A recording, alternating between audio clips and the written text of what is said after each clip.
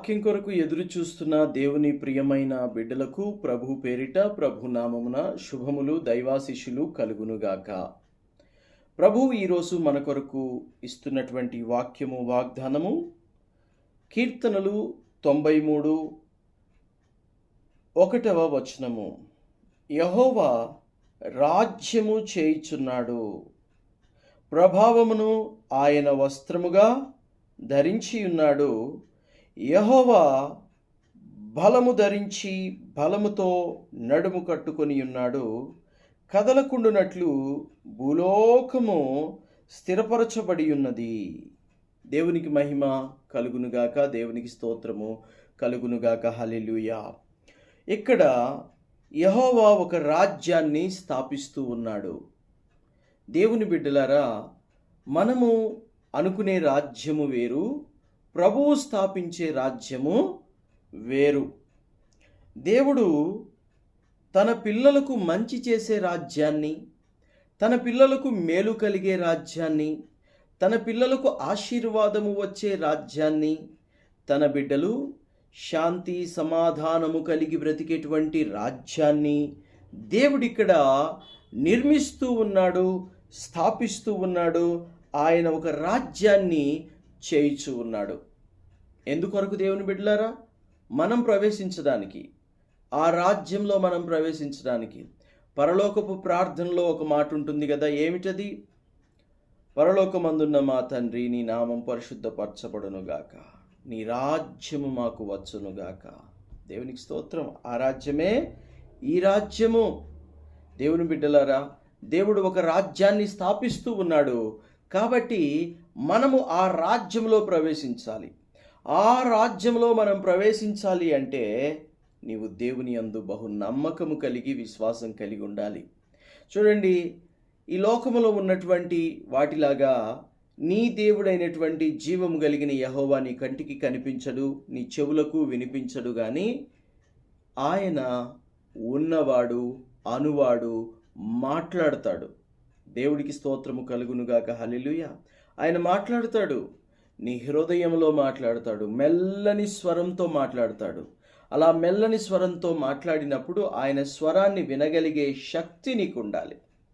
ఆయన స్వరాన్ని వినగలిగే సామర్థ్యం నీకు ఉండాలి. ఆయన స్వరాన్ని వినగలిగేటువంటి కృప నీకు అనుగ్రహించబడాలి. దేవుడు ఏం చేసినా కూడా నిన్ను దృష్టిలో పెట్టుకొని చేస్తాడు. దేవుడు ఏం చేసినా కూడా సకల మానవాళిని దృష్టిలో పెట్టుకొని చేస్తాడు. సమస్త ప్రజలకు మేలు జరగాలని, మంచి జరగాలని ఒక రాజ్యము స్థాపిస్తూ ఉన్నాడు. ఆ రాజ్యానికి అధిపతి ఎవరు? ఆ రాజ్యానికి అధిపతి మన ప్రభువైన యేసుక్రీస్తు. ఆయన రాజ్యము యుగ యుగములు స్థాపింపబడును, అంతము లేనిదై స్థిరముగా ఉండును, నిలిచి ఉండును. దేవునికి మహిమ కలుగునుగాక. దావీదు కుమారునికి జయము కలుగునుగాక. ప్రభు పేరిట వచ్చువాడు స్తుతింపబడునుగాక. దేవుని బిడ్డలారా, దేవుడు అంత మంచి రాజ్యాన్ని నీ కోసం సిద్ధపరుస్తూ ఉన్నాడు. దేవునికి దూరం అయిపోతున్నావు. ఒకసారి నిన్ను నీవు పరీక్షించుకో, పరిశీలించుకో. నువ్వెక్కడున్నావు? నీ స్థితి ఎక్కడుంది? ఒకప్పుడు ఎంతలా ప్రార్థన ఉండేది, ఒకప్పుడు ఎంతలా వాక్యం ఉండేది, ఒకప్పుడు ఎంతలా సహవాసం ఉండేది, కానీ ఈరోజు ఎక్కడ ఉన్నావు? ఒక్కసారి నిన్ను నీవు గమనించుకో. ప్రభు మహాకృపను బట్టి ప్రభువుకి దగ్గరగా ఉన్నావా? అయితే సంతోషం, దేవునికే మహిమ కలుగునుగాక. ఒకవేళ ప్రభువుకి దూరం అయి ఉంటే ఈ క్షణంలోనే ప్రభు వైపు తిరుగు. ఆయన తెస్తున్నటువంటి బహుమానము ఆయన యొక్క రాజ్యము. ఆయన యొక్క రాజ్యంలో మనము ఉండడము ఆయన యొక్క చిత్తము.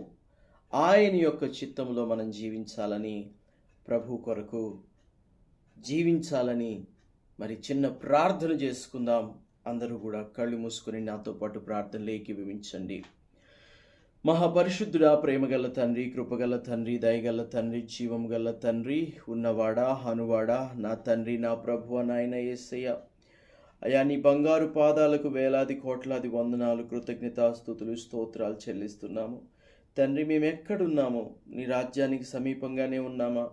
ఒకవేళ ఇప్పటికిప్పుడు నీవు రాజ్యమును తీసుకొని వస్తే, ఆ బహుమానమును తీసుకొని వస్తే, అది పొందుకునే స్థితిలోనే మేము ఉన్నామా? లేక తండ్రి, రాజ్యముకు దూరముగా, రాజ్యముకు వెలుపట మేమున్నామా?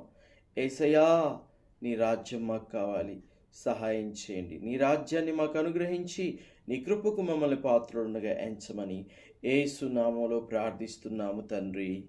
Amen, amen, amen. దేవునికి మహిమ కలుగునుగాక. మనందరము కూడా దేవుని రాజ్యములో చేరుదుముగాక. మనందరము దేవుని రాజ్యంలో చేరి దేవుని మహిమపరచుదుముగాక. ఆమెన్.